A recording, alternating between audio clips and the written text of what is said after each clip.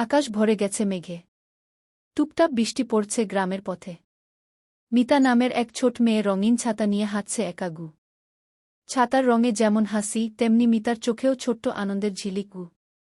হঠাৎ মিতা দেখে রাস্তার ধারে এক ছোট ছেলে দাঁড়িয়ে আছে। তার গায়ে কাপড় ভিজে গেছে, মুখে কাপা কাপা ঠান্ডার ছোঁয়া। মিতা নরম কণ্ঠে বলে, এই শুনো, এসো না, আমার ছাতার নিচে দাঁড়াও। ছেলেটা অবাক হয়ে তাকায়।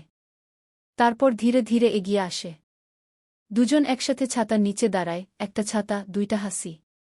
ধীরে ধীরে বৃষ্টি থেমে যায়। আকাশে উকি দেয় সূর্য।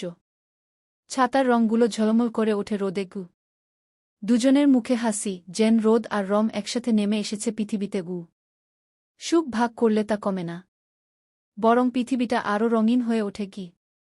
অবশেষে বলা যায়, নিজের আনন্দ ভাগ করলে পৃথিবীও হাসে গু।